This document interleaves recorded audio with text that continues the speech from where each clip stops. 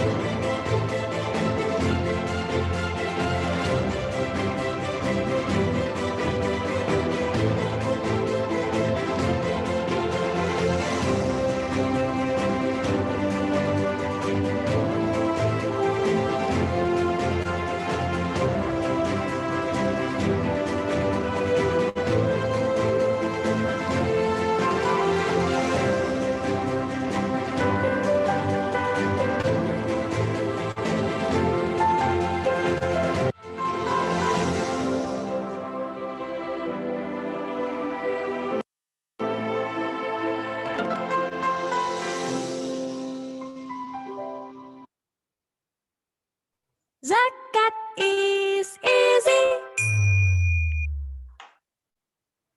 Alhamdulillah, luar biasa. Telah kita saksikan bersama tadi cuplikan sekilas tentang IJI, sebuah lembaga zakat yang berdiri pada tahun 2016. Sahabat IJI, apa kabarnya nih? Kita kembali lagi di kajian Sabtu Seru. Semoga sahabat Bapak Ibu sekalian senantiasa diberikan kesehatan untuk sama-sama kita terus menebar manfaat. Baik, alhamdulillah kita kembali di kajian Sabtu Seru. Sebelumnya, sahabat IZI masih ingat gak nih hari Kamis lalu kita memperingati apa? Ya, pastinya Isra Mi'raj ya. Seperti yang tertera di player publikasi bahwa bahasan kita kali ini yakni seputar Isra Mi'raj. Sebuah perjalanan besar, perjalanan agung yang ditempuh manusia agung dalam waktu yang singkat. Nah, dalam hal tersebutlah yang membuat peristiwa ini tidak bisa ya diterima dengan akal biasa gitu, perlu disertakan dengan iman di dalamnya. Nah, untuk itu bahasan yang seru ini insya Allah kita akan kupas bersama Kiai Haji Muhammad Zainal Mutakin LC. Sebelumnya saya perkenalkan sedikit beliau. Beliau seorang kiai ya, ustadz yang lahir di Jakarta pada 13 Agustus 1973 Saat ini beliau tinggal di Jalan Imam Bonjol nomor 343 Sukadanau Cikarang Barat Bekasi. Ini pendidikannya yang sangat luar biasa. Beliau mondok pesantren modern Gontor Ponorogo Gontor ya. Kemudian melanjutkan di Fakultas Tafsir Universitas Al Azhar Cairo University. Ya, untuk pekerjaannya yang pasti beliau adalah tergabung di dai mancanegara Jepang, Korea, Korea Selatan, Australia, Malaysia, dan Jerman. Luar biasa. Beliau juga dai di beberapa instansi pemerintahan dan swasta. Baik. Alhamdulillah ya. Sudah saya perkenalkan narasumber yang sangat luar biasa tadi. Mari kita sapa terlebih dahulu Kiai Haji Muhammad Zainal Mutakin. Assalamualaikum Kiai. Waalaikumsalam warahmatullahi wabarakatuh. Alhamdulillah. Gimana kabarnya teman-teman? Alhamdulillah Ustaz, alhamdulillah sehat walafiat. Ustaz lagi apa di Al-Aqsa nih Ustaz? Sesuai tema kita. Rindu dengan Al-Aqsa. Masya Allah. Insya Allah. Pernah ke sana Ustaz? Belum pernah. Lebih sering ke Saudinya. Nih semoga ada kesempatan untuk bisa sholat di Masjid Al-Aqsa. Semuanya kita amin. Amin. Baik Ustadz, seperti yang tadi saya sebutkan bahwa pembahasan kita, dan ini juga Ustadz background-nya sudah mendukung sekali nih pembahasan kita akan membahas Isra Mi'raj. Baik, untuk lebih jelasnya saya persilahkan kepada Ustadz untuk memulai materinya. Tafadhol Ustadz. Baik, a'udzubillahi minasyaitonirrajim. Bismillahirrahmanirrahim. Assalamualaikum warahmatullahi wabarakatuh. Alhamdulillahirabbil alamin. Hamdan katsiran thayyiban mubarakan fi kama yuhibbu rabbuna tabaraka wa ta'ala wa yardah. Asyhadu an la ilaha illallah wahdahu la syarikalah wa asyhadu anna Muhammadan abduhu wa rasuluhu la nabiyya ba'dah. Allahumma fashalli wa sallim wa barik ala hadzal nabiyil karim nabiyyina Muhammadin sallallahu alaihi wasallam. Afdhalus salatu wat taslim wa ala alihi wa sahabatihi wa ahla baitihi wa man ihtadahu bihudahu ila yaumiddin. Qala rabbi shrah li sadri wa yassir li amri wahlul 'uqdatam min lisani yafqahu qawli. Wa ba'du. Segala puji dan syukur tentunya kepada Allah Subhanahu wa taala, nikmatnya, karunia-Nya yang masih terus membersamai kita semuanya. Salawat dan salam terlimpah curah kepada Rasul mulia, baginda besar Nabi besar Muhammad sallallahu alaihi wasallam, dan kepada para sahabatnya, tabi'in serta tabi'in. Ini mohon izin nih bisa dibantu ditayangkan aja dari sana gitu Mas. Apa namanya slide-nya? Kok tiba-tiba nggak ada ini? Baik Ustaz. Gitu ya. Nanti saya tinggal next aja.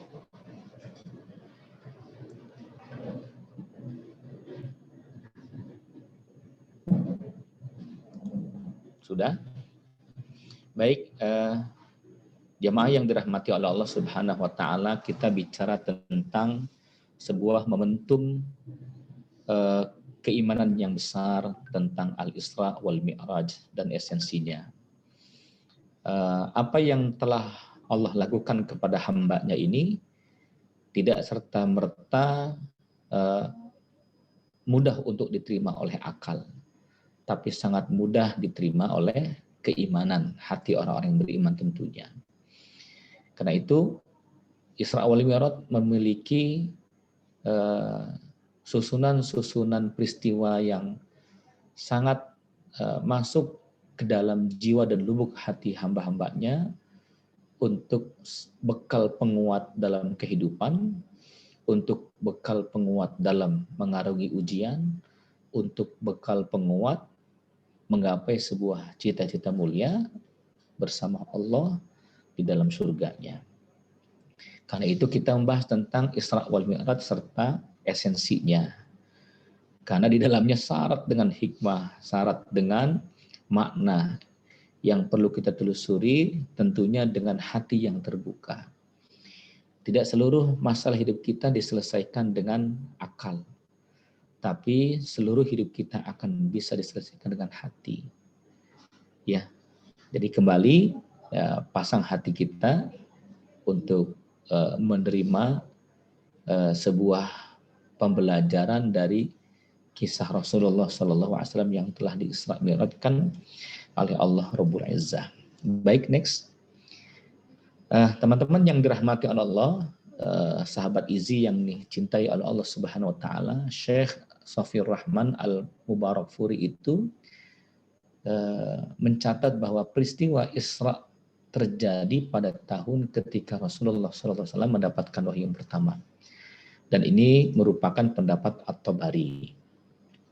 Begitu pula An-Nawawi dan Al-Qurtubi menguatkan bahwa Isra Mi'raj itu terjadi 5 tahun setelah Rasulullah SAW diutus menjadi Nabi.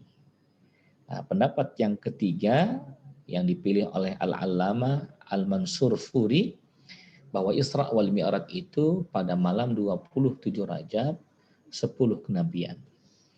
Ala kulli hal, ikhwatal iman yang dirahmati Allah Ta'ala, perbedaan pendapat ini tidak menjadikan kita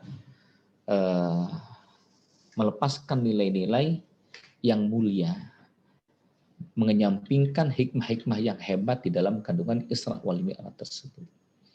Yang pada intinya adalah sejarah yang tetap tertorehkan tinta emas bahwa kita hamba Allah Subhanahu wa taala harus tertunduk dalam kekuasaan Allah yang memiliki kemampuan yang hebat, dan ini dimiliki oleh Rasulullah SAW sebagai bentuk penghormatan Rasul mulia dari Allah Subhanahu wa taala. Kita akan lihat beberapa kisah keteladanan, hikmah, esensi, manfaat, bahkan nilai-nilai yang terkandung dalam peristiwa Isra wal Mi'raj ini. Berikutnya, teman-teman sahabat Izzi yang dirahmati oleh Allah Subhanahu wa taala, Isra Mi'raj ini adalah cara Allah menghibur Rasulullah di tahun kesedihan. Disebut dengan Amul Huzn. Amul Huzn. Dakwah Nabi itu dakwah yang subhanallah, dakwah yang menyentuh hati seluruh manusia, dan pada saat yang bersamaan orang-orang kafir Quraisy itu banyak yang menyembah animisme, dinamisme, patung-patung, arca-arca, yang segalanya itu adalah sesuatu yang dimurkai oleh Allah Subhanahu wa taala. Maka datanglah Rasulullah SAW merubah, menjadikan sesembahan kepada patung-patung tersebut menjadi bersembah kepada Allah Subhanahu wa taala yang memiliki nilai-nilai perilaku yang bejat, yang hina menjadi pribadi-pribadi yang mulia. Maka kalau kita merenung dalam kehidupan kita, mohon maaf, jamaah yang dirahmati oleh Allah SWT, kalau kita menjadi pribadi yang baik, hanya sekedar baik saja, banyak orang yang mencintai kita, banyak orang yang senang kepada kita. Tapi kalau kita mengajak orang berbuat baik, bersiap-siaplah akan muncul satu persatu orang memusuhi kita. Karena kita mulai mengajak dalam kebaikan. Begitu pula halnya Rasulullah SAW. Apa kurangnya Rasulullah Muhammad bin Abdullah, junjungan mulia, dengan akhlak yang mulia, sebutannya Al-Amin, yang dipercaya, akhlak yang mulia, tak pernah berdusta sepanjang hidupnya. Tapi ketika ia mulai mengajak dengan firman Allah, fasta' bima tu'mar wa'arid 'anil jahilin, dengan ayat Allah yang lainnya, ya ayyuhal muddatsir qum fa'anzir wa rabbaka fakabbir. Maka Nabi mulia mulai mengajak 1, 2, 3, 4, 5 dan sebagainya, sampai tokoh-tokoh orang kafir Quraisy berusaha untuk membunuhnya, berusaha untuk mengintimidasi, menterornya. Tapi ada sosok dua pribadi yang mulia. Dia adalah orang yang membersamai Nabi SAW. Yang pertama adalah Abu Talib, paman dan tercinta, yang mendukung dakwahnya. Sampai-sampai orang Quraisy datang kepada Abu Thalib, wahai Abu Thalib, perintahkan keponakanmu untuk menghentikan syiar Islamnya, untuk menghentikan misi agamanya. Kita telah punya agama-agama sebelumnya, nenek moyang kita. Maka Abu Thalib mengatakan, orang-orang Quraisy meminta kepada engkau, wahai keponakanku Muhammad, untuk menghentikan ini.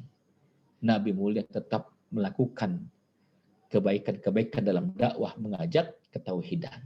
Puncaknya adalah mereka mencari pemuda yang tampan, kaya raya, dan datang kepada Abu Thalib, wahai Abu Thalib, ini kami punya seorang pemuda yang gagah, yang tampan, yang kaya raya. Mari kita tukar. Ini kuhibahkan kepada engkau dan Muhammad berikan kepada aku. Abu Thalib mengatakan, kalau aku berikan Muhammad kepada engkau, untuk apa? Untuk engkau apakan? Kata mereka, akan kubunuh dia. Masya Allah, puncaknya sampai ingin membunuhnya. Maka Abu Thalib datang kepada Nabi mulia Muhammad bin Abdullah sallallahu alaihi wasallam menyampaikan, tidakkah engkau berhenti dari misi sucimu ini, agamamu ini? Rasul mulia mengatakan, wahai paman dan tercinta, law wada'u syamsa fi yamini wal qamaru fi yasari li an atruka hadzal amr lan atrukahu hatta yuzhirahu Allah aw ahlaka min duni. Wahai paman dan tercinta, kalaupun mereka meletakkan matahari di tangan kiriku dan bulan di tangan kananku untuk meninggalkan perkara mulia ini, demi Allah aku tidak akan pernah meninggalkannya hatta yuzhirahullahu aw ahlaka min duni, sampai Allah munculkan agama yang mulia ini atau aku mati, aku tiada saat ini. Subhanallah, itulah luar biasa. Nah, Abu Thalib saat itu dipanggil oleh Allah Subhanahu wa taala. Begitu pula Khadijah Al-Kubra. Di tahun yang bersamaan wafatlah Khadijah, wanita yang paling dicintai oleh Rasulullah SAW, yang memeluk Nabi dengan selimut hangatnya ketika Rasulullah datang dari Gua Hira, lalu mengatakan, zamiluni, zamiluni, zamiluni, selimutkan aku, selimutkan aku. Dalam kondisi payah, dalam kondisi lelah, perjuangan yang kebaikan berbalas dengan keburukan, intimidasi, teror, bahkan maaf, ya tidak sedikit Rasulullah mendapatkan cacian, hinaan, makian. Tapi lagi-lagi pribadi Khadijah Al-Kubra memberikan taknis, memberikan kegembiraan di hatinya. Innallaha lan yukhzika abadan ya Rasulullah. Apa kata wanita mulia ini? Wahai Rasulullah, sungguh Allah tidak pernah menyanyiakan hambanya. Karena engkaulah yang memutus, engkaulah yang menyambung orang-orang yang memutus tali silaturahmi. Engkaulah yang menyantuni fakir miskin. Engkaulah yang mendekatkan yang jauh menjadi dekat. Subhanallah. Wanita mulia ini pun dipanggil oleh Allah di tahun yang sama. Wafatnya Abu Thalib, wafatnya Khadijah Al-Kubra, ulama menamakan bahwa itu adalah tahun kesedihan. Saat kesedihan yang luar biasa teramat sangat pada diri Rasulullah SAW, Allah Ta'ala memberikan hiburan. Ya, apa hiburannya? Kita lihat. Ya. Ini kita lihat. Berikutnya, ikhwatal iman yang dirahmati Allah. Next, kita akan lihat. Nah, ini dinamakan tahun kesedihan paman dan tercinta dan istri tersayang wafat. Next, berikutnya. Ya, ini hikmah yang kita diambil, yang bisa kita ambil, bersama kesulitan pasti ada kemudahan. Kalimatnya bukan setelah kesulitan ada kemudahan, tapi bersama kesulitan ada kemudahan. Karena ayatnya mengatakan inna ma'al usri yusra, inna ma'al usri yusra. Jika malam sudah gelap, maka fajar akan bersinar. Ya, ini merupakan satu hikmah yang sangat besar untuk kita semuanya. Ketika kita dalam keadaan kepedihan hidup, yakinkan bahwa Allah akan memberikan jalan keluar saat puncak kepedihan itu kita rasakan dalam kehidupan. Next, kita lihat lagi berikutnya. Nah, inilah yang dirasakan oleh Rasul mulia Sallallahu Alaihi Wasallam. Apa itu? Ujian berbanding lurus dengan besarnya keimanan. Semakin besar keimanan, semakin besar ujian. Namun semakin besar ujian, semakin besar pula pertolongan Allah Subhanahu wa Ta'ala. Ya, ini kalau kita lihat gambaran sederhana, Bapak Ibu, pemerhati dan teman-teman Izi yang dirahmati oleh Allah Subhanahu wa taala, kalau kita bisa luruskan, ini lupa kita menggambarkan, ini adalah iman, kemudian ujian, kemudian ini pahala. Iman, ujian, pahala. Besarnya iman berbanding lurus dengan besarnya ujian. Berbanding lurus besarnya pahala Allah Subhanahu wa taala. Iman yang kecil, ujiannya pun akan kecil. Pahala Allah pun kecil, begitu. Maka mereka yang mendapatkan ujian besar, pasti kemuliaannya besar di sisi Allah Subhanahu wa taala. Dan orang yang paling besar ujiannya adalah para nabi dan rasul. Nah, ini bisa kita ambil hikmah pelajaran kepada kita semuanya. Maka jangan pernah berputus asa ketika ditempa oleh ujian dari Allah Subhanahu wa taala. Iman besar, ujian besar, pahala Allah akan besar. Begitu ya. Nah, kalau kita ditanya pilih mana, ya, iman besar, iman kecil. Jawabannya adalah iman besar. Pahala besar, pahala kecil. Jawabannya adalah pahala besar. Ujian besar, ujian kecil.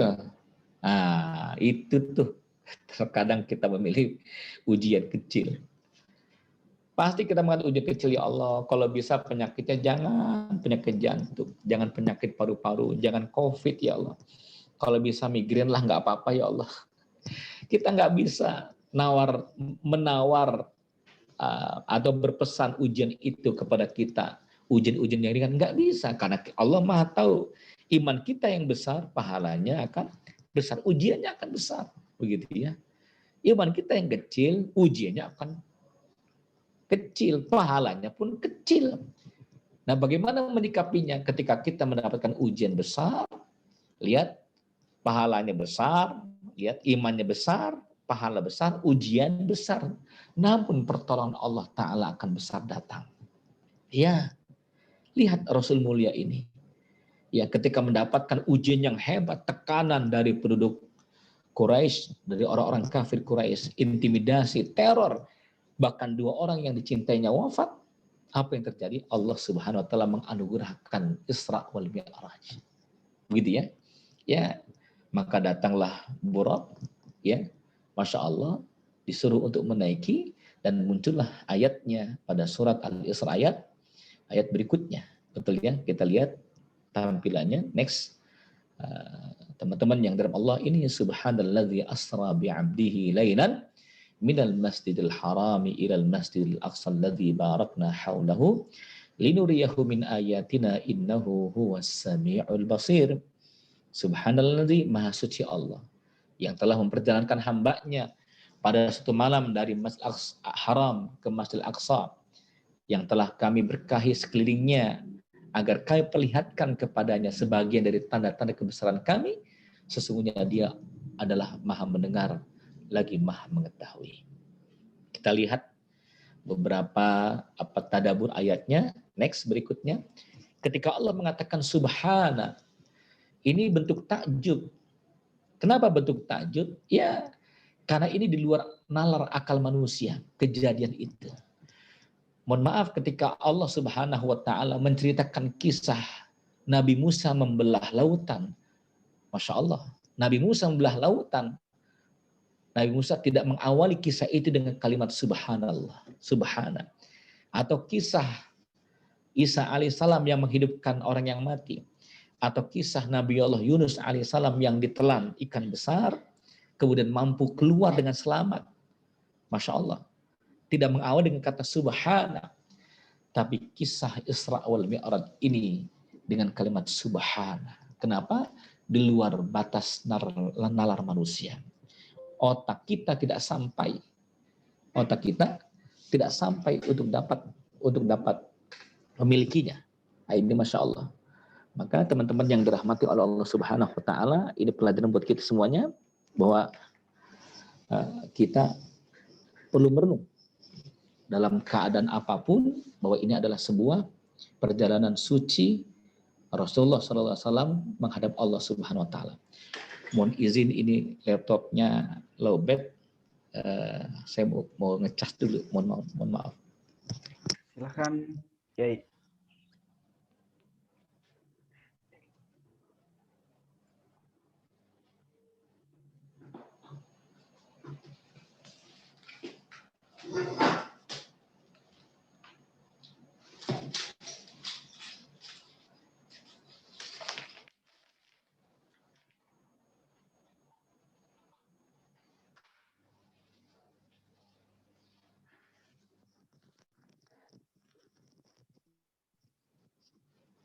Baik, mohon maaf ada gangguan sedikit. Kembali, hadirin yang dirahmati Allah Subhanahu wa taala, Bapak Ibu yang dicintai Allah Subhanahu wa taala, ini bentuk takjub subhana. Maka rasa takjub kita atas ciptaan Allah Subhanahu wa taala harus diawali dengan subhanallah. Begitu ya. Dan yang kedua, ada nilai keimanan yang besar, hanya Allah yang punya kuasa. Ya. Subhanalladzi asra bi 'abdi, yang telah memperjalankan manusia. Berikutnya, asra alladzi asra, diperjalankan. Maka kalau kita bayangkan kenapa semut yang jalannya pelan kok bisa sampai ke Jakarta, dari Bekasi ke Jakarta atau dari Jakarta ke Singapura, kok bisa sampai hanya tempo 1 jam saja. Kenapa? Karena si semut itu nempel di salah satu koper penumpang pesawat yang mau berangkat ke Singapura. Mengapa? Karena diperjalankan. Dan ini lagi-lagi kuasa Allah Subhanahu wa taala. Allah punya kuasa, Allah punya kehendak, Allah punya keinginan hambanya untuk berangkat atas izin Allah Subhanahu wa taala. Begitu ya. Ini alladzi asra, yang telah memperjalankan. Maka manusia tidak punya kuasa apa-apa. Masya Allah. Yang punya kuasa waktu adalah Allah Subhanahu wa taala. Kita dilahirkan di muka bumi ini tahun 2005, tahun 2009, maaf ada yang 1995, 1972, begitu ya. Nah pertanyaannya, dulu tahun 1947 kita di mana? Dulu tahun 1912 kita di mana? Di masa-masa azali, di mana kita belum ada sama sekali. Tapi Allah punya kuasa, dipertemukanlah laki-laki dengan perempuan, ia menikah. Masya Allah. Dan lahirlah seorang anak bernama kita. Subhanallah, di tahun yang berbeda satu dengan yang lain. Itu kuasa Allah Subhanahu wa taala. Kehendak Allah melahirkan seorang anak di tanggal sekian, bulan sekian, tahun sekian. Allah punya cara, Allah punya kehendak, Allah punya keinginan. Maka ketika Allah hendak memperjalankan hambanya, Masya Allah, saat malam tersebut, lagi-lagi orang-orang yang beriman hanya sebatas mencemoohnya. Maka kita lihat kisahnya. Bagaimana ketika Nabi sepulang dari Isra wal Mi'raj, beliau duduk di pinggir Ka'bah dan beliau tersenyum penuh bahagia, penuh gembira. Begitu ya. Datanglah Abu Jahal. Abu Jahal mengatakan, madahikta wa matastabassamta ya Muhammad. Mengapa engkau tersenyum? Mengapa engkau tiba-tiba tertawa sendiri? Apa kata Rasulullah? Rasul bukan sosok pribadi yang pembohong. Beliau mengatakan, usriyabi minal masjidil harami ilal masjidil aqsa.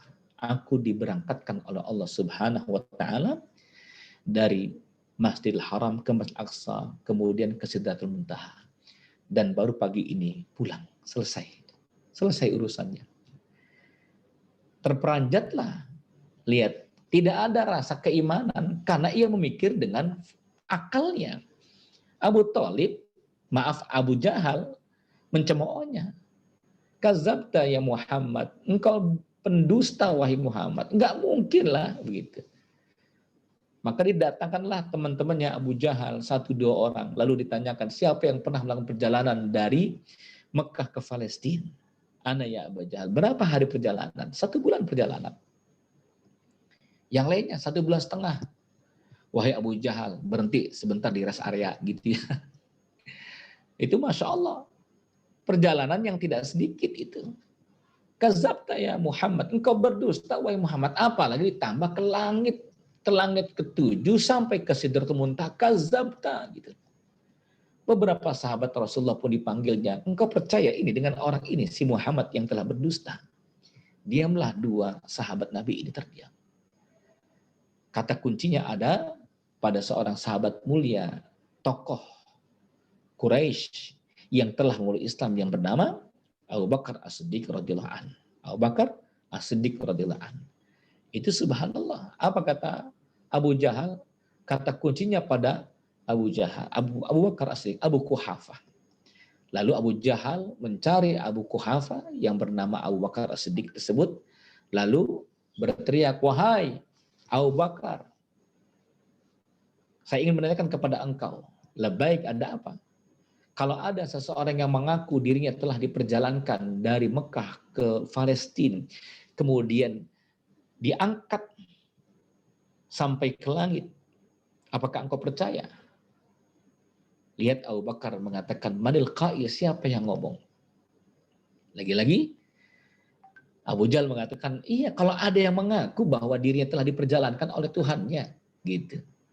Dari Masjidil Haram ke Masjidil Aqsa sampai ke Sidratul Muntaha, percayakah engkau? Apa jawabannya? Abu Bakar, manil qail, siapa yang bicara? Sampai ketiga kali Abu Jahal mengatakan, qala zalika sadiquk, yang mengatakan itu adalah sahabatmu, temanmu, itu si Muhammad. Lihat bagaimana jawaban indahnya Abu Bakar As-Siddiq. Beliau mengatakan, kalaulah itu yang mengatakan adalah Muhammad bin Abdullah, jangankan seperti itu, kalau dia mengatakan di balik bukit ini ada harimau, pasti aku mengimaninya, pasti aku mempercayainya. Kalau beliaulah yang bercerita bahwa telah diperjalankan oleh Tuhannya dari Masjidil Haram ke Masjidil Aqsa sampai ke Sidratul Muntaha, akulah yang pertama kali beriman. Luar biasa. Ini kan subhanallah, ini bicara tentang keimanan, Pak. Bapak Ibu yang dirahmati, bicara keimanan, tidak nampak. Tapi luar biasa, menguatkan jiwa Rasulullah SAW. Dan kisah ini menguatkan jiwa kita, betapa iman itu adalah sesuatu yang sangat dahsyat. Iman itu sesuatu yang sangat dinamis.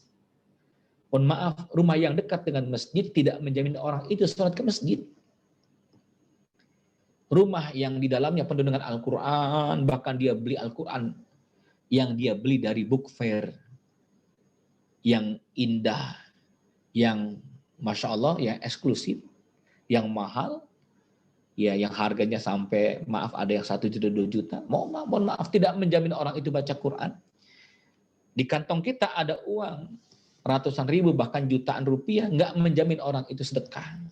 Rumah yang mewah, mobil yang banyak, tidak menjamin pemiliknya haji dan umroh. Rupanya tarikan-tarikan ibadah itu bukan karena kita memiliki, tapi karena kita mengimani. Karena kita mengimani.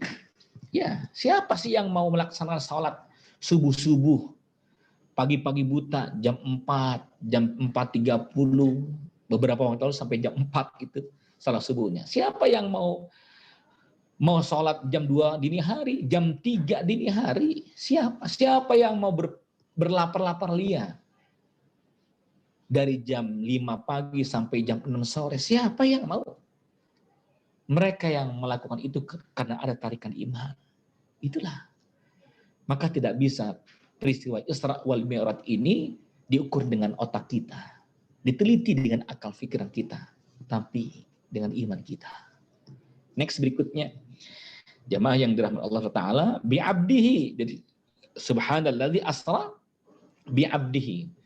Ini mengisyaratkan adalah keberangkatan Nabi ke Sidratul Muntaha, ya, dari Masjidil Haram ke Masjidil Aqsa itu adalah dengan jasad dan ruhnya. Namun orang-orang orientalis mengatakan nggak mungkin Muhammad berangkat dengan jasad dan ruhnya. Konyol, akan mati dia, menembus batas atmosfer, mati manusia gitu. Ini kan kehendak Allah, kita bicara kehendak Allah, Pak. Kalau kita bicara kehendak Allah, ada manusia lahir tanpa ayah, ada. Betul ya? Siapa itu? Nabi Allah Isa alaihissalam. Ada manusia yang lahir tanpa ayah dan ibu, manusia muncul tanpa ayah dan tanpa ibu. Siapa itu? Adam alaihissalam. Ada orang yang Masya Allah dilemparkan ke sebuah samudera besar, ya, ukurannya mati. Bahkan disantap oleh ikan paus besar, mati. Logika kita mengatakan mati. Tapi kalau kehendak Allah Subhanahu wa Ta'ala tidak. Mengapa? Bi'abdihi. Hambaku, selamat engkau, begitu. Ya. Dan yang berikutnya lagi apa? Bentuk penghormatan pengakuan Allah Ta'ala terhadap hambanya. Mohon maaf nih, kalau kita punya presiden, kita mengaku dia adalah presiden kita. Tapi pertanyaannya, ya, apakah presiden mengaku bahwa kita adalah saudaranya? Kita mengaku bahwa pimpinan kita adalah saudaranya. Tapi pertanyaannya, presiden kita mengaku nggak bahwa kita adalah saudaranya? Belum tentu juga, begitu ya. Belum tentu juga. Masya Allah. Kalau kita mengatakan itu artis adalah sahabat saya, teman saya dekat, kita ngaku gitu. Tapi pertanyaannya, beliau ngaku nggak kita adalah sahabat dekatnya? Belum tentu. Ya, kita mengaku diri kita hamba Allah Subhanahu Wa Taala. Kita yang ngaku. Pengakuan kita kepada Allah Subhanahu Wa Taala terkadang, mohon maaf, jauh panggang dari api. Kita ngaku hamba Allah, tapi rupanya kita hamba dunia. Tapi kita adalah hamba materi, kita adalah hamba harta. Untuk urusan harta, Masya Allah, kita tinggalkan sholat. Untuk urusan dunia, subhanallah, kita lupa Allah Subhanahu Wa Taala. Gara-gara bisnis, proyek dan sebagainya, kita lupa bahwa kita punya kewajiban haji. Sampai-sampai kita tidak menabung, bahkan kita tidak berangkat haji dengan harta kita. Itulah hamba dunia. Masya Allah itu. Nah, kalau Allah mengaku hambanya, subhanalladzi asra bi'abdihi. Allah mengaku Rasul mulia adalah hambanya. Ini adalah pengakuan penghormatan dari Allah Subhanahu Wa Taala. Kan luar biasa. Begitu ya. Maka dalam ayat itu Allah mengatakan subhanalladzi. Allah tidak mengatakan subhanalladzi asra bi rasulihi. Subhanalladzi asra bi nabihi. Tidak. Tapi subhanalladzi asra bi abdihi. Penghormatan Allah kepada Rasul. Seakan-akan Allah mengatakan, wahai Muhammad, engkau hambaku. Engkau hambaku. Subhanallah. Luar biasa ini. Next, berikutnya. Ya, langsung pada poinnya, ya, maka dapatlah perintah salat. Ya, dari 50 sampai menjadi 5. Dan ini ceritanya panjang, waktu tidak mencukupi. Ada quote sedikit, jika salat kau anggap sepele, lalu apa yang kau anggap penting? Begitu ya. Kalau Allah saja engkau anggap sepele, lalu apa yang engkau anggap penting dalam hidup ini? Begitu ya. Next, berikutnya. Ikhwatul iman yang dirahmati oleh Allah Ta'ala, kita lihat esensi salat. Yang pertama, salat itu sepatutnya menjadi sebuah kebutuhan manusia kepada Allah Subhanahu Wa Ta'ala. Begitu ya. Ketika kita merasa butuh kepada Allah Subhanahu Wa Ta'ala, maka pasti kita akan cari. Seperti butuhnya kita dengan air. Kita harus mencari air minum, air untuk mandi. Kalau kita tidak minum, terancam kematian. Gitu. Bisakah salat yang kita miliki ini seperti halnya kita butuh dengan air tersebut? Masya Allah. Ya, maka ketika seorang merasa butuh kepada Allah Subhanahu Wa Taala, maka dalam konteks prakteknya ia akan merasakan satu kelezatan tersendiri. Apalagi Allah melihat hambanya dekat dengannya. Ketika melihat hambanya dekat dengannya, maka Allah berikan ketentraman, kedamaian, kekuatan. Itu Masya Allah. Bahkan Allah tepis tuh sifat-sifat buruk dalam hidupnya. Maka Allah mengatakan inna salata tanha 'anil fahsya'i wal munkar. Sesungguhnya salat yang dilakukan dengan baik. Kalau Anda mendapatkan kata salatun diawali dengan alif lam, ya, ini mengisyaratkan salat yang ditegakkan dengan baik. Maka ketika Allah bicara tentang salat, punten, ketika Allah bicara tentang salat, Allah tidak mengatakan adus salat, lakukan salat, i'malu salat, kerjakan salat, bukan. Ya, bukan itu. Tapi Allah mengatakan aqimus salat, tegakkan salat. Seakan-akan Allah mengatakan kalau engkau menegakkan salat dengan baik, surah Al-Ankabut ayat 45. Ya, tanha 'anil fahsya'i wal munkar. Maka terjagalah dirimu dari perbuatan keji dan munkar. Fahsya itu adalah perbuatan keji dari perut ke bawah. Begitu ya. Yang kedua, mungkar, perbuatan perut sampai ke atas. Ya, mulut berbohong, ya, telinga mendengar yang buruk, kemudian tangan mengambil hak milik orang lain. Kalau betul-betul dikuatkan sisi salatnya, menegakkan salat dengan baik, luar biasa. Ya, maka Masya Allah nih, kalaulah kebutuhan manusia terhadap salat itu betapa sangat hebatnya. Saking butuhnya, ia tambah lagi dengan salat sunnahnya. Saking butuh Allahnya, dia tambah lagi dengan salat tahajudnya, nafilah. Saking butuhnya, dia nggak puas dengan yang ada, tapi ia tambah dengan rawatibnya, qobliyah, ba'diyahnya. Maka kalau itu dimiliki dengan baik, dilakukan dengan sebaik-baiknya, Allah berikan apa? Qanaatun fil qalb. Sifat qanaah, merasa cukup dengan pemberian Allah Subhanahu wa taala. Dan itulah yang dimiliki orang-orang soleh, Pak. Mohon maaf, datang tamu ke rumah, ke pondok pesantren kami, ya, seorang ibu, kami kira ingin menyekolahkan anaknya ke pesantren, tapi rupanya hendak minjam uang 120 juta. Masya Allah, ini ibu angka yang tidak sedikit. Kenapa bisa seperti ini? Nggak tahu Ustaz. Saya nggak tahu nih kenapa hati itu mau beli apa aja, saya bingung dah gitu. Saya minjam di pinjaman online Ustaz. Kalau tidak ada 120 juta, habis dah. Saya akan diancam dan sebagainya. Tolong bantu kami. Satu pertanyaan kepada si ibu ini, mohon maaf ibu, bagaimana dengan suami? Suami sholatnya. Itulah Ustaz, suami saya nggak sholat Ustaz. Suami saya cuma memerintahkan sholat, tapi dia nggak sholat. Ke masjid, boro-boro ke masjid. Mohon maaf, ibu bagaimana? Ya sama Ustaz, saya juga nggak sholat Ustaz. Ya mohon maaf, 12-13. Suami istri nggak sholat. Maka mohon maaf, Allah cabut keberkahan hidupnya. Bentuk keberkahan hidup yang dicabut oleh Allah. Karena ia meninggalkan sholat, apa itu? Allah cabut sifat cukupnya dengan pemberian Allah Subhanahu wa taala. Pengennya menampilkan gaya hidup. Dan ingat, teman-teman yang dirahmati oleh Allah Subhanahu wa taala, perhatikan, ya, sesungguhnya rezeki yang Allah berikan kepada kita teramat sangat cukup untuk kebutuhan hidup kita.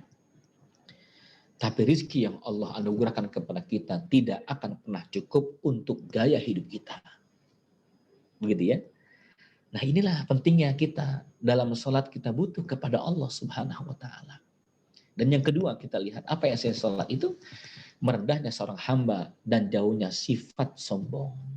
Kenapa? Karena ia meletakkan kepalanya di tanah lurus dengan sejajar dengan kakinya. Dia bukan apa-apa di bumi ini. Yang hebat adalah Allah Subhanahu wa ta'ala. Yang maha kuasa adalah Allah Subhanahu wa ta'ala. Penyakitnya atas kuasa Allah. Bisnisnya atas kuasa Allah. Kekayaan dimilikinya atas kuasa Allah. Jangan sombong engkau wahai manusia. Kan begitu ya. Maka orang-orang yang baik dalam sholatnya mustahil dia punya sifat sombong. Kecuali tadi. Sholatnya nggak benar. Gitu ya. Sholatnya nggak benar. La yuqimus sholat. Artinya apa? Tidak menegakkan sholat dengan baik sebaik-baiknya. Subhanallah. Ini disadari ya oleh salafus saleh. Maka ketika seorang hamba betul-betul butuh dengan Allah Subhanahu wa taala, luar biasa. Ya, dan ia merendah di hadapan Allah tersebab salatnya, maka dia mulia. Man tawadha'a lillahi rafa'ahullah. Barang siapa yang merendah di hadapan Allah, di hadapan manusia, Allah angkat derajatnya. Anda bisa bayangkan sosok pribadi Umar bin Khattab radhiyallahu anhu.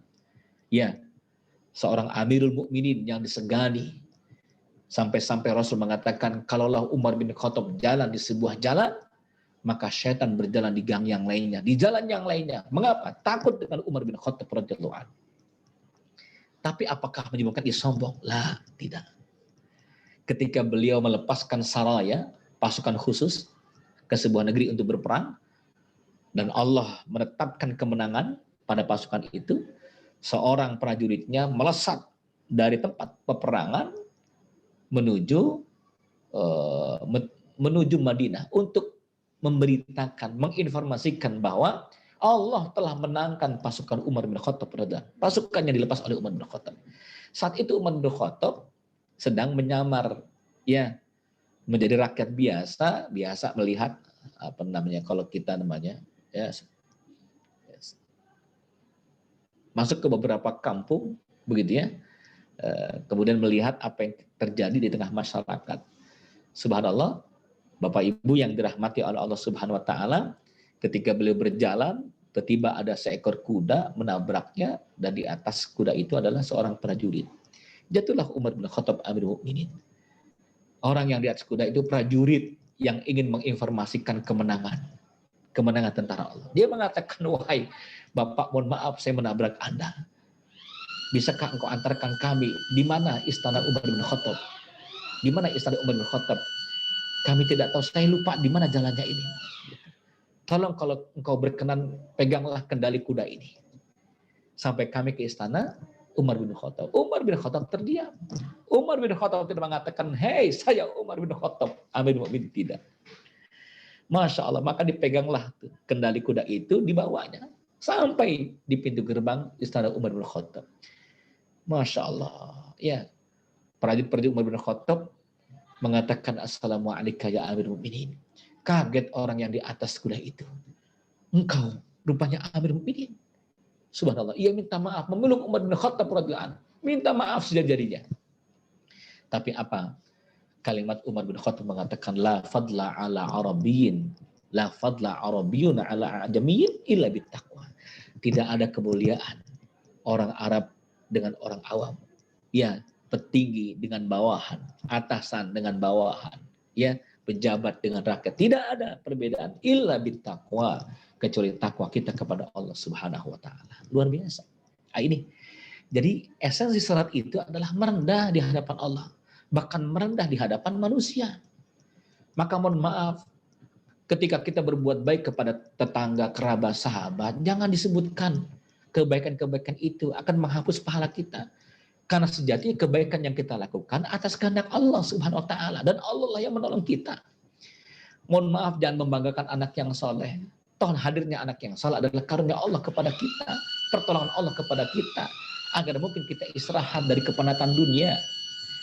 Pun jangan putus asa ketika kita punya anak-anak yang nakal. Bisa jadi itulah cara kita dekat dengan Allah Subhanahu wa taala. Tersebab hadirnya anak nakal, mohon maaf, menjadikan kita salat tahajud, menjadikan kita salat duha, menjadikan kita banyak berzikir, menjadikan kita banyak baca Quran. Gitu ya. Dan yang ketiga, perintah salat adalah perintah spesial. Kenapa spesial? Zakat, puasa, haji, dan kebaikan-kebaikan lainnya langsung perintahnya dari Allah. Betul ya? Perintah zakat, Al-Quran berbicara. Langsung perintah dari Allah. Tapi ketika bicara salat, Allah undang langsung ke Sidratul Muntaha. Masya Allah. Maka salat itu adalah mi'rajul abdil mu'min ilallahi tabaraka ta'ala. Mi'rajul ruh. Salat itu adalah mi'raj, naiknya ruh kita kepada Allah Subhanahu wa taala. Naiknya ruh gitu. Nah, ini subhanallah, ketika naiknya ruh kita kepada Allah dengan sangat baiknya, itu dinamakan dengan khusyuk. Begitu ya. Sampai-sampai Ali bin Abi Thalib ketika salat ada beberapa burung bertengger di kepala dan pundaknya. Allahu Akbar. Sahabat yang mengatakan, ya Amir, wahai Ali bin Abi Thalib, tadi engkau salat, aku melihat beberapa burung bertengger di pundak dan kepalamu. Apakah engkau merasakan? Ali bin Abi Thalib mengatakan, saya tidak merasakan apa-apa. Inna qalbi, ya, yalqa ruhi ilallah tabaraka wa ta'ala. Beliau mengatakan, sungguhnya ruhku bersama Allah Subhanahu wa ta'ala. Ruhku naik ke langit, saking khusyuknya itu. Ya, Husain bin Ali radhiyallahu an ketika mau salat wajahnya merah. Sahabat mengatakan, mengapa wajahmu merah wahai Husain bin Ali? Beliau mengatakan, tidakkah engkau mengetahui setelah aku berwudu berhadapan dengan siapakah aku? Berhadapan dengan Allah Jalla Jalaluh. Ruhku naik ke langit. Aku menghadap Allah, ruhku. Luar biasa. Begitu ya. Next berikutnya, jamaah yang dari Allah, ini. Ya, salat itu membisik di bumi, terdengar sampai ke langit. Subhana rabbil azim, subhana rabbil ala. Aqrabu ma yakunu 'abdi fi salati wa huwa sajidun. Hambaku teramat sangat dekat dalam salatnya ketika ia sujud. Maka dalam sujud, Bapak Ibu, boleh kita memperbanyak doa. Tapi doanya tidak boleh menggunakan bahasa daerah atau bahasa Indonesia. Ya, doa-doa dari Al-Quran. Rabbana hablana min azwajina wa dzurriyyatina qurrata a'yun waj'alna lil muttaqina imama. Rabbi ja'alni muqimas shalah wa min dzurriyyati rabbana wa taqabbal doa. Itu. Jadi membisik di bumi, terdengar ke langit. Itulah salat. Ya, itulah salat. Dan yang kelima, salat itu adalah rihlah ruhiyah. Rihlah ruhiyah, hati yang menentram. Sampai Nabi mengatakan kepada Bilal, ya Bilal arihna bis salat. Wahai Bilal, segarkan hati kita dengan salat. damaikan hati kita dengan salat, tentramkan hati kita dengan salat. Maka mohon maaf itu, mohon maaf ya. Puncak kebahagiaan Rasulullah itu ada pada salat. Jadi rihlahnya ruhiyah itu kepenatan hidupnya salat beliau. Maka pantas salat itu menyelesaikan masalah hidup. Karena Allah mengatakan wasta'inu bis sabri wassalah. Minta tolonglah engkau dengan sabar dan salat. Masya Allah tuh. Ali radhiyallahu an sedang di rumah, Fatimah mengatakan, wahai Ali, anak-anak kita Hasan Husain belum makan sudah 2 hari ini. Tidakkah engkau minjam 2 keping, 3 keping uang kepada sahabatmu? Ali terdiam, Ali keluar ya sambil meredam kesedihannya, lalu ia mencari teman, alhamdulillah ketemu dengan sahabatnya, minjam 3 keping uang. Dapatlah 3 keping itu, lalu bagaimana? Riang gembira hatinya, ingin membelikan makanan untuk anak-anaknya dan keluarganya. Tapi apa yang terjadi? Di tengah jalan ia bertemu dengan sahabatnya yang mohon maaf mengatakan, wahai Ali, tidakkah engkau meminjamkan uang kepada kami? Keluarga saya sudah 3 hari tidak mendapatkan makanan. Masya Allah, luar biasa itu. Luar biasa. Subhanallah. Ali bin Abi Thalib mengatakan, ambillah ini. Isar wa yusiruna ala anfusihim walau kana bi khassasah. Mementingkan orang lain walaupun dia butuh. Pertanyaan, jiwa seperti ini bagaimana bisa muncul? Kecuali mereka yang dekat dengan Allah Subhanahu wa taala. Benar. Temannya mendapatkan 3 keping uang, berangkat ke pasar. Ali bin Abi Thalib berangkat ke Masjid Nabawi. Beliau salat 2 rakaat. Yang mengatakan wasta'inu bis sabri wassalah. Minta tolonglah engkau kepada Allah dengan sabar dan salat. Maka salat itu Masya Allah rihlatur ruh. Ini Masya Allah, arihna bis salat. Ketentraman, roha, istirahatnya hati. Subhanallah, kuat jiwanya itu. Ini Masya Allah nih ya. Dan yang keenam, mohon maaf, nomornya salah. Salat itu adalah lirih pinta seorang hamba kepada Rabb-nya. Dan itu cara mudah untuk diijabahnya doa. Pada surat Al-Imran ayat 38 sampai 39 ya. Hunalika da'a Zakaria rabbahu qala rabbi habli min ladunka dzurriyyatan thayyibah innaka sami'ud du'a. Dialah Nabi Zakaria berdoa kepada Rabb-nya. Ia mengatakan, wahai Allah, anugerahkan kami dzurriyyah, keturunan yang baik. Innaka sami'ud du'a, engkau maha mendengar doa. Perhatikan ujung ayat ini, innaka sami'ud du'a, engkau maha mendengar doa. Yang Allah dengar itu doa, bukan harapan. Maka berbanyaklah doa, bukan memperbanyak harapan. Ayat berikutnya apa? Fanadathul malaikatu wa huwa qa'imun yusalli fil mihrab. Lihatlah itu Nabi Zakaria. Ya. Hunalika fanadathul malaikah wa huwa qa'imun yusalli fil mihrab. Saat Nabi Zakaria Allahu Akbar dalam salatnya, Masya Allah, maka malaikat mengatakan, Allah menganugerahkan engkau, yubasyiruka bi Yahya, memberikan kabar gembira hadirnya seorang anak. Kapan itu? Jawaban datang saat salat. Subhanallah. Maka ulama sepakat salat itu media yang paling baik memanjatkan doa. Luar biasa ini, ya. Maka setiap pinta kita akan dimudahkan oleh Allah dalam salat kita. Next berikutnya, jamaah yang Allah, maka salat itu sumber kebaikan. Nah, berikutnya nih, salat itu sumber kebaikan. Maka jika tidak salat, hidupnya tidak berlimpah kebaikan. Hati-hati nih. Kalau sudah hilang salatnya, maka hilanglah kebaikan-kebaikannya. Sampai pun kita sering zakat, sering sedekah, sering infak, jumlahnya nggak sedikit, sebulan 10 juta, 100 juta, 1 miliar, tapi Anda tidak salat, mohon maaf, tidak diterima tuh zakat, infak, sedekahnya. Apa dalilnya? Allah sandingkan kalimat aqimus shalah dengan wa'atuz zakat. Tegakkan salat, tunaikan zakat. Ini memberikan isyarat yang sangat kuat kepada kita, ya.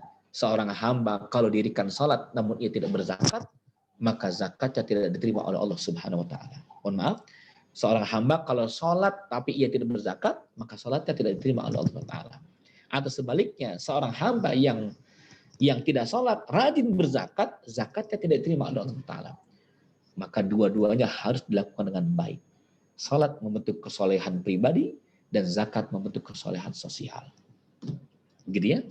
Next berikutnya, waktu sudah mulai habis. Ini hikmahnya, begitu ya. Hikmahnya Isra Mi'raj ini adalah kemauan Allah Subhanahu wa taala, kehendak Allah. Gitu ya. Karena Allah punya cara untuk muliakan hambanya. Maka dekati Allah, maka kita punya dapat kemudahan. Ya, Anda ingin sesuatu, ya, Anda ingin maaf pergi haji, ingin umroh, ingin anak yang saleh. Siapa pemilik anak kita? Allah Subhanahu wa taala. Gitu ya. Kalau saya boleh gambarkan sedikit, mohon maaf ini. Ya, hidup kita ini ketika ada masalah seperti piramid. Seperti piramid. Gitu ya. Seperti piramid. Allah di atas, kita orang tua, kemudian anak. Allah di atas, orang tua, anak. Ayah, ibu dengan anak. Jarak antara orang tua dengan anak jaraknya jauh. Sering bertengkar, sering kesal, sering emosi. Ada apa sih masalahnya? Jadi jangan mengatakan anak saya aja nakal gitu. Nanti anaknya bilang juga kepada gurunya, ibu saya yang rese. Bapak saya nggak dengar saya, gitu tuh. Ini sebetulnya permasalahan sederhana kalau kita lihat pada sistem piramid gitu ya. Allah, orang tua dengan apa nih? Dengan anak. Kenapa terjadi gap yang jauh, jarak yang jauh? Kenapa? Karena kita jauh dari Allah Subhanahu wa taala. Allah dengan orang tua jauh. Bagaimana caranya? Dekatkan diri kita kepada Allah. Set, begitu. Maka Allah akan tarik anak kita ke atas. Set, begitu. Betul ya? Begitu pula hanya dengan suami istri. Ini suami, ini istri, jaraknya renggang jauh. Kenapa? Mungkin kita jauh dari Allah. Tapi ketika si istri dekat dengan Allah, bisa jadi Allah pun akan mendekatkan suami. Atau sebaliknya, ketika suami dekat dengan Allah, maka Allah akan dekatkan istri. Luar biasa. Begitu ya? Nah, ini Masya Allah. Jadi Isra Mi'raj itu kehendak Allah. Allah punya kehendak untuk mensolehkan anak kita. Kalaupun belum soleh anak kita, bagaimana? Bismillah, dari jalan pengurus dosa. Bismillah, jadi ladang pahala buat kita. Mengapa? Kita nggak bisa anak-anak kita tidak bisa memaksakan anak kita soleh. Selevel Nabi Allah Nuh, anaknya durhaka. Masya Allah, selevel Nabi Allah Lut, istrinya mangkir dengan perintah suaminya. Selevel Nabi Allah Ayub ingkar kepada suaminya, Nabi Allah Ayub alaihissalam. Luar biasa itu. Dan yang kedua, ikhwatal iman yang Allah, semua kejadian ada dengan dua hal. Kejadian hidup ini ada dua hal. Adanya sebab akibat, proses kausalitas. Betul ya? Proses kausalitas. Ya, ada anak lantaran ada orang tua. Barang siapa yang menanam pasti akan mengetam, memanen. Barang siapa yang sungguh-sungguh pasti akan dapat. Ada kausalitas. Tapi ada juga kuasa Allah tanpa campur tangan manusia. Nah ini nih, Nabi Isa lahir tanpa ayah. Adam hadir tanpa ayah ibu. Ini sebetulnya peristiwa Robbaniyah, bukan peristiwa kauniyah. Peristiwa Robbani artinya Allah berkehendak kok begitu. Mohon maaf, Allah berkehendak. Ya. Ada kalanya orang kaya raya punya uang banyak mau pergi haji, gagal maning. Pas tahun berangkat haji, lockdown. Besok yang mau berangkat haji belum pasti juga bisa berangkat haji. Tapi Masya Allah, ada seorang hafiz kecil yang duduk di sebuah kursi roda, ya, namanya Naji, betul ya? Masya Allah. Yang dalam keadaan cacat, subhanallah, yang mendapatkan anugerah. Anugerah apa? Seorang syekh datang dari Arab, ya kecil peningnya, dia katakan, nah, Bismillah, aku berikan engkau hadiah, pergi haji bersama kedua orang tuamu. Mohon maaf Bapak Ibu yang dirahmati Allah, bagaimana kondisi rumahnya? Miskin, bukan orang kaya raya. Bukan orang yang melimpah harta. Tapi ia berangkat pergi haji, bahkan menghajikan ayah ibunya. Ia mengatakan, boleh nggak kakek saya pergi haji? Kasihan kakek mengajarkan aku juz amma. Berangkat sayang. Berangkat 4 orang Pak. Ini kan luar biasa, di luar nalar manusia. Disebut dengan peristiwa Robbaniyah. Masya Allah, di luar batas akal pikiran manusia. Makanya caranya bagaimana? Ya, itu bahasan yang lainnya. Intinya adalah kuasa Allah. Dan yang ketiga, setiap gerak kita bernilai ibadah. Salat kita menjadikan iman menempel senantiasa di dalam hati. Ya, maka salat yang seorang pejabat tinggi yang betul-betul salatnya baik, maka dia tidak akan korupsi. Ya, seorang karyawan yang salatnya baik, dia tidak akan mengambil, mohon maaf tuh, ya, barang-barang perusahaan. Seorang pedagang yang salatnya baik, dia tidak akan mengurangi timbangan. Masya Allah. Seorang pelajar yang salatnya baik, dia tidak akan nyontek, begitu ya.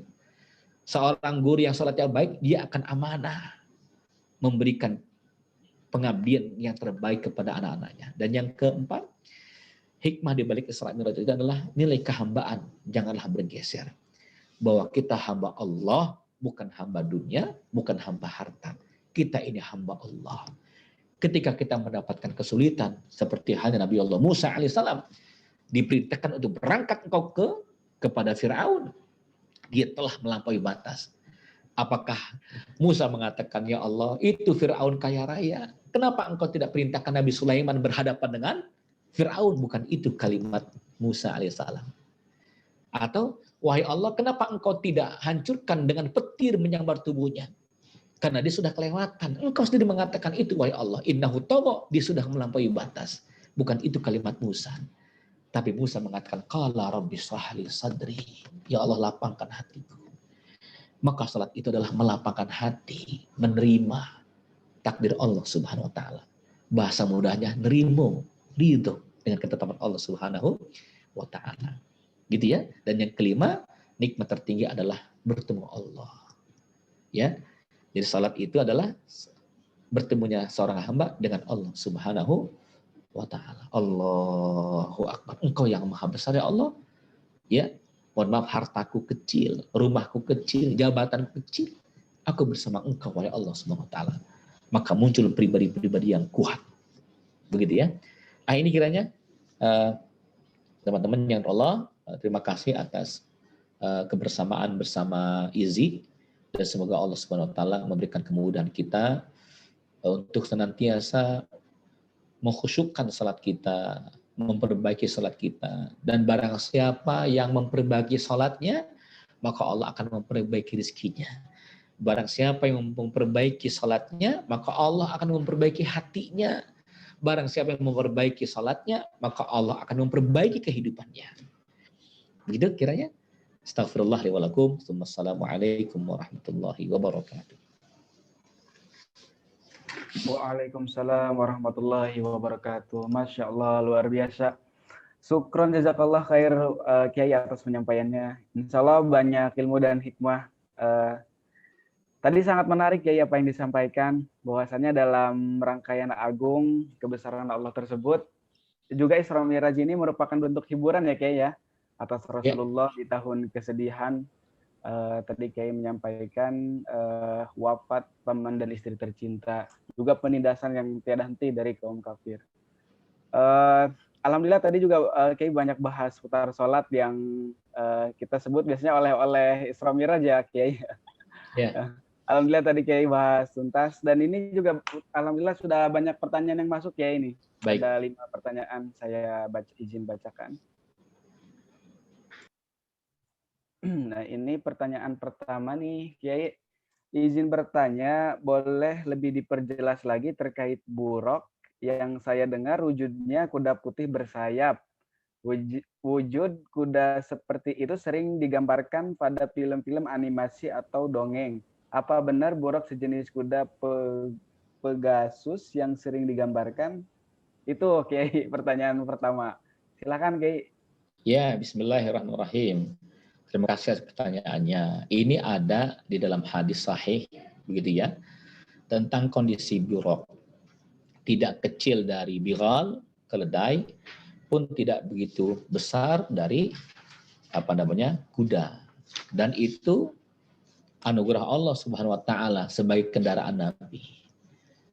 Ketika Nabi menaikinya, kecepatan cahaya, sebatas mata memandang. Keinginan itulah ketika seorang berkeinginan untuk sampai ke sana, maka disampaikan ke sana. Nah, ini Masya Allah luar biasa. Dan itu lagi-lagi, mohon maaf, Bapak Ibu yang dirahmat Allah, ini adalah kehendak Allah Subhanahu wa taala. Seperti halnya kehendak kita membawa tadi semut ya, sampai ke Mekah pun bisa begitu. Semut jalan kaki ke Mekah berbulan-bulan, bertahun-tahun. Tapi semut bisa 13 jam sampai ke Mekah kalau kita bawa dalam koper kita. Dan itu adalah kuasa Allah Subhanahu wa taala. Wujudnya betul-betul hadisnya jelas ya. Ya, hadis sahih. Buraq, kecepatan buraq itu barkun. Asal kata dari barkun, artinya kilat. Ya, yang namanya kilat itu bukan slow motion, betul ya? Kilat itu wes, cepat sekali, sebatas mata memandang dia sampai, dia memandang lagi, maka kecepatan itulah yang dia lakukan si buraq ini. Wallahu a'lam bishawab. Alhamdulillah tadi jawabannya ya sudah jelas kalau ada hadisnya. Kiai, ini pertanyaan kedua. Assalamualaikum Kiai, dengan teknologi dan sains yang semakin canggih saat ini ada istilah teleportasi. Apakah peristiwa Isra Mi'raj ini juga bisa dibilang teleportasi dan juga peristiwa Ratu Balkis yang singgasananya berpindah secara singkat? Nah, itu bisa disebut teleportasi juga nggak Ustaz, peristiwa Isra Mi'raj ini? Baik, demikian Ustaz.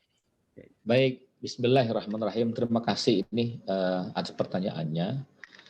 Seperti halnya kita menyaksikan saat ini, dulu kita berkirim kabar itu dengan surat, gitu ya, harus pakai perangko, gitu ya, beralih dengan telegraf, ya, pakai beberapa tulisan dan biayanya mahal itu telegram, hanya beberapa 1 hari aja mahal itu. Lalu berikutnya alhamdulillah dengan SMS. Setelah SMS, BBM bisa kirim gambar, ya.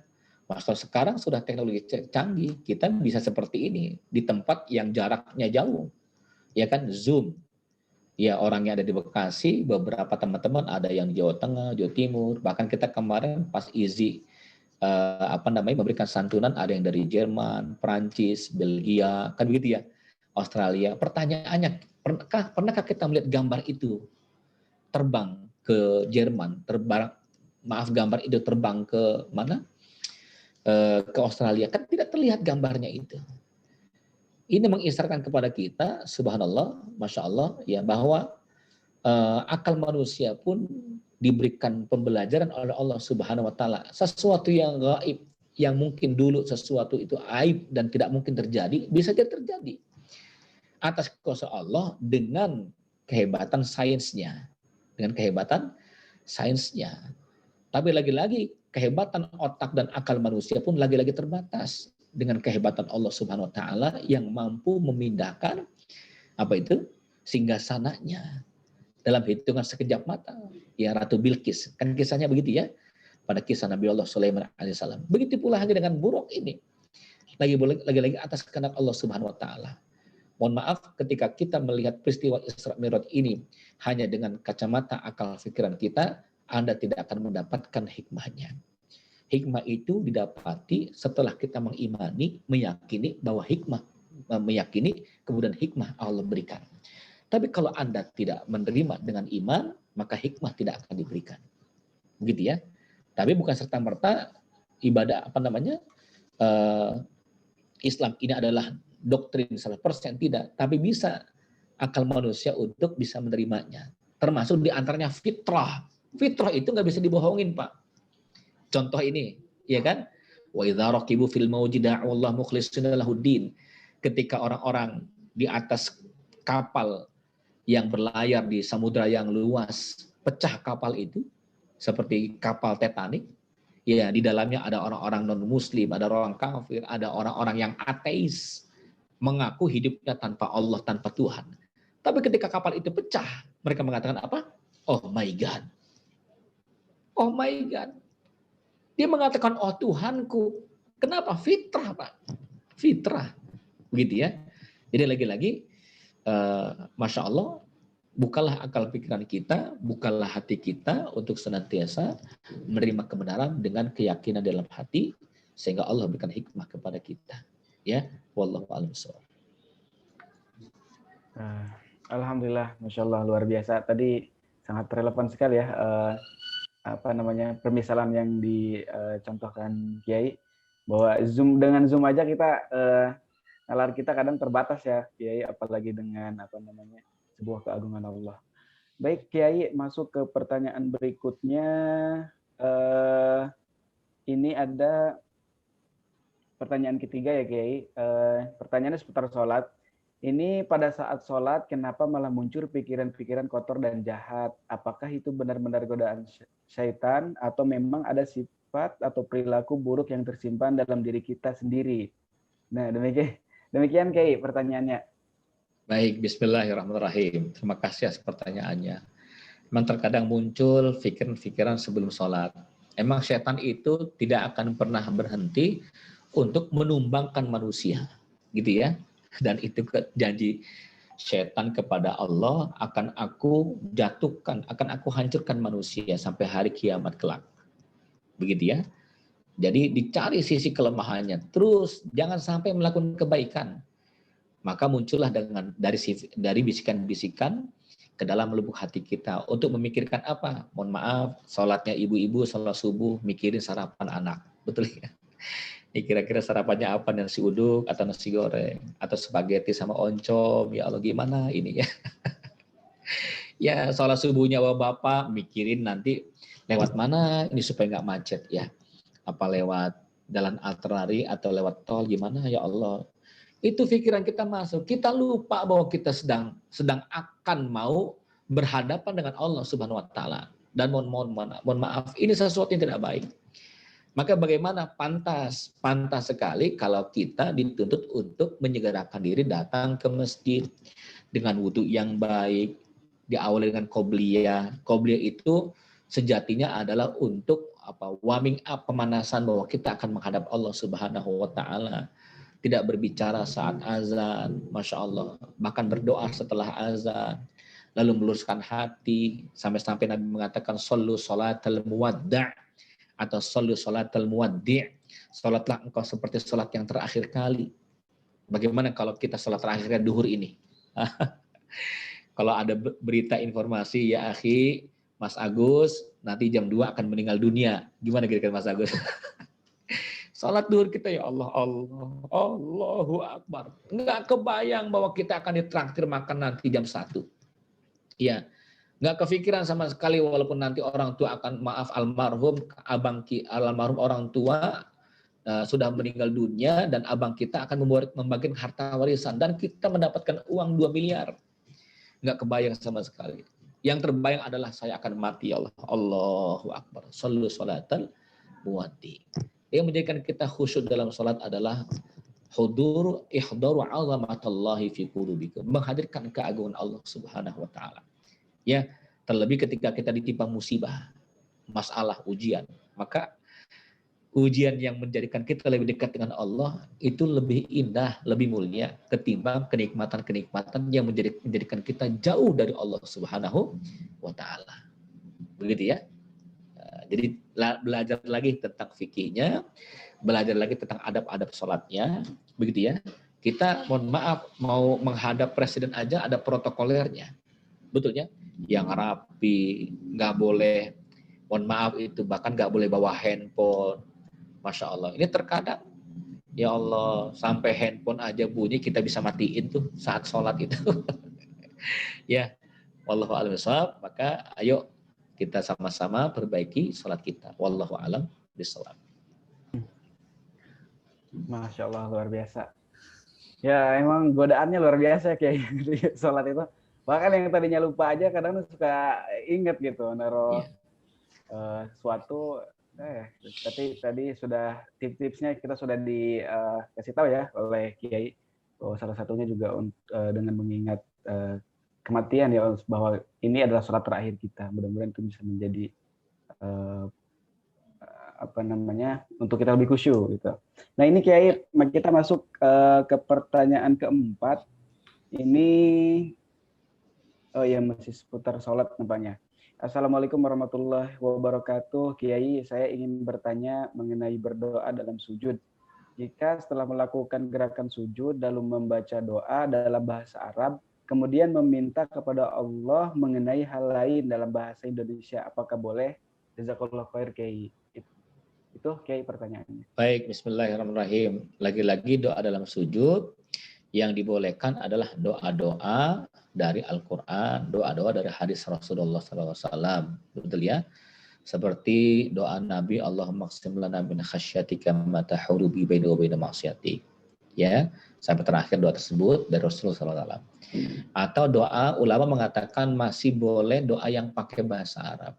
Ya, Allahumma rzuqna lazzatan nadamah. Ya Allah, berikan kami anugerah nikmat dalam penyesalan.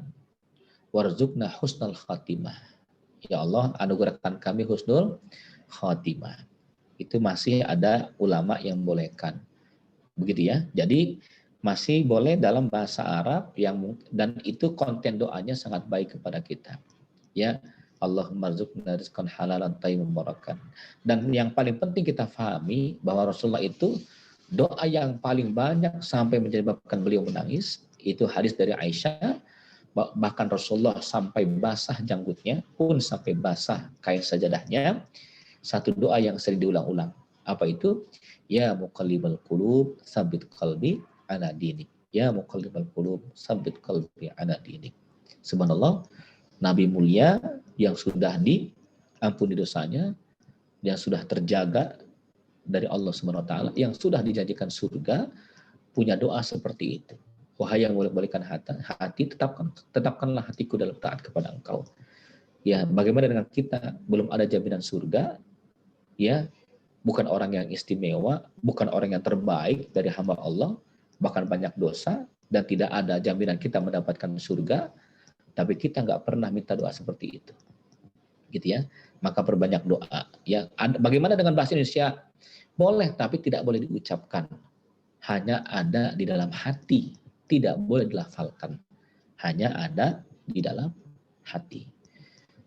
Kalau mau lebih gampang lagi diucapkan boleh, tapi selepas sholat. Assalamualaikum warahmatullahi wabarakatuh. Panjatkan tangan, minta kepada Allah Subhanahu wa taala. Insya Allah yakinkan. Dan saya ingin mengatakan, nih, ada sesuatu yang indah kalimat Ali bin Abi Thalib. Perhatikan. Kalau Allah mengijabah, beliau mengatakan Ali bin Abi Thalib, kalau Allah mengijabah doaku, bahagialah hatiku. Tapi kalau Allah tidak mengijabah doaku, sungguh hatiku lebih bahagia. Kenapa? Karena yang pertama itu adalah keinginanku. Sedangkan yang kedua adalah keinginan dan kehendak Allah Subhanahu wa taala. Keinginan dan kehendak Allah lebih mulia, lebih aku dahului dibandingkan keinginanku. Keinginanku belum tentu baik menurut Allah. Tapi keinginan Allah, kehendak Allah, pastilah itu yang terbaik kepadaku. Gitu ya. Ya, kita mohon maaf ibu pengen punya anak yang soleh. Ya, terus pengen punya anak yang soleh. Tiba-tiba Allah kasih anak yang nakal. Masya Allah. Anda jangan mengatakan, ya Allah kok masih punya anak yang nakal aja. Kata Allah tidak diijabahnya itu karena sengaja engkau banyak dosa dahulu. Saat masa remaja, saat masa muda. Maka dengan hadirnya anak nakal tergugur dosa-dosa itu. Atau mohon maaf, bukan anak nakal, anak yang cacat. Hidrosipalus kepalanya besar. Kami punya teman, seorang jamaah, Masya Allah, marbot masjid, itu kepalanya besar Pak, 15 kilo, matanya terbelalak. Kami pegang kepalanya, kami usap, kami tanya, adik saya gimana kabarnya? Masya Allah, kata ibunya, Ustadz, ini anak sedang istirahat, sedang tidur Ustadz. Sedang tidur, subhanallah. Oh, kok matanya belalak? Iya, karena ketarik matanya ke atas gitu. Masya Allah. Apa beliau bilang? Ustaz, saya terima ujian dari Allah ini. Saya nggak pernah berharap, pun nggak pernah berpesan kepada Allah ujian seberat ini. Saya nggak pernah berpesan kepada Allah punya anak kena hidrosipalus. Tapi saya meminta kepada Allah agar Allah lapangkan hatiku. Karena bisa jadi inilah penggugur dosa-dosa saya. Saya mohon maaf Ustaz, dulu jarang sholat, jarang ngaji. Setelah ada ujian ini, saya lebih dekat dengan Allah Subhanahu wa taala. suami saya lebih dekat dengan keluarga, lebih cinta dengan anak-anak. Alhamdulillah, dengan ujian ini hati saya semakin lapang, semakin mengenal Allah Subhanahu wa taala. Luar biasa. Begitu ya? Wallahu a'lam bishawab. Fadhal, silakan.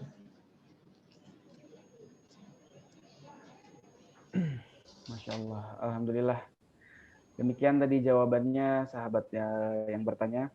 Masya Allah cukup jelas ya, luar biasa banyak hikmah yang disampaikan. Ini Kiai kita masuk ke pertanyaan terakhir nih, pertanyaan kelima, masih seputar sholat Kiai. Jadi ini saya bacakan. Assalamualaikum Kiai, mau bertanya, biasanya setelah mandi pagi saya langsung sholat duha sebelum pergi kerja di atas jam kurang lebih 7.15-an. Nah, kondisinya pas melaksanakan sholat belum memakai baju kerja, tapi masih pakai baju dalaman gitu. Itu gimana Kiai hukumnya gitu? Nah itu, jadi mungkin kaos atau apa ya Kiai? Itu silahkan. Maksudnya pakai baju kerja tapi pakai mukena gitu? Belum pakai baju kerja Kiai.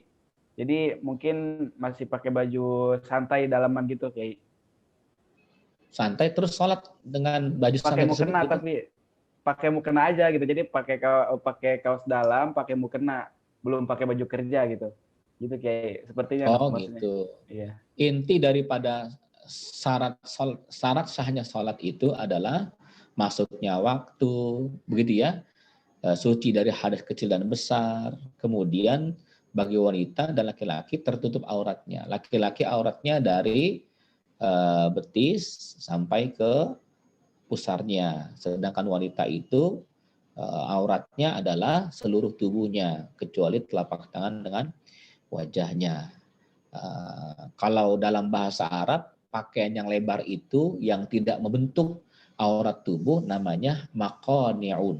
Dalam tafsir Al-Quran namanya maqani'un. Dan itu sudah menjadi bahasa Indonesia jadi mukena. Gitu ya. Sudah jadi bahasa Indonesia namanya mukena. Jadi pakaian yang panjang yang tidak berbentuk tubuhnya sehingga ketika sholat tertutup tangannya, hanya wajah saja. Begitu ya. Nah kalau sudah tertutup seluruhnya, walaupun dia nggak pakai pakaian kerja, itu sah, yang penting tertutup seluruh tubuhnya, selesai. Nah masalahnya, mohon maaf, masalahnya ini pakaian mukenanya ini transparan tidak, atau mohon maaf bahannya terlalu bahan yang sangat, mohon maaf itu, saya lihat ada bahan yang sangat lembut banget, apabila ruku sujud itu napak begitu ya. Nampak ke tubuhnya, lengket ke tubuhnya. Karena kalau hanya sebatas menutup aurat saja, pakaian selam pun menutup aurat. Gitu ya. Pakaian selam kan menutup aurat. Tangan dengan muka saja pakaian selam itu. Tapi tetap nggak sah. Mengapa? Karena terbentuk lekak lehuk tubuhnya. Maka mukenanya pun cari yang tidak yang betul-betul memenuhi syarat, tidak transparan, tidak membentuk anggota tubuh, bentuk-bentuk tubuhnya. Begitu ya. Ya, walaupun dia hanya sebatas memakai dalaman, yang penting tidak membentuk lekak tubuhnya, dibolehkan. Gitu ya. Wallahu a'lam bishawab. Alhamdulillah, Masya Allah. Demikian sahabat Izzy yang bertanya. Yang mudah-mudahan ini menjadi pemicu kita juga ya untuk semangat belajar fikih lagi, seperti yang tadi disampaikan Kiai. Baik, Kiai, ini sudah tidak ada lagi pertanyaan.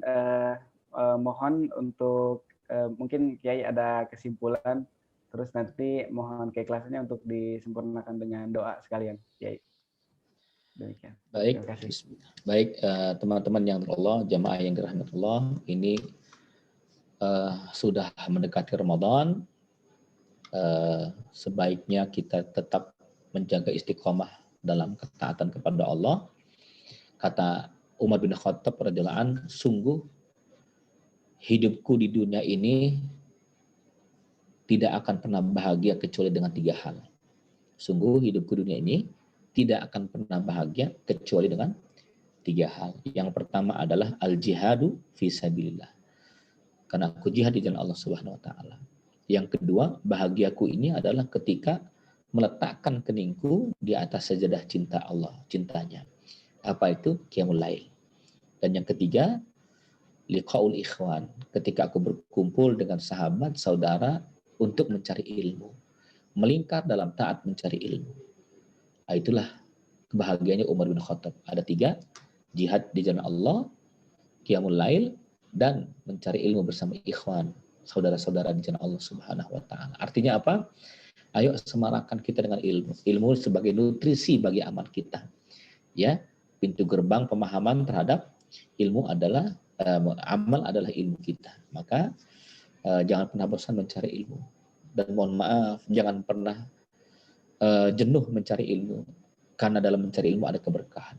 Jangan pernah meninggalkan lingkaran orang-orang soleh.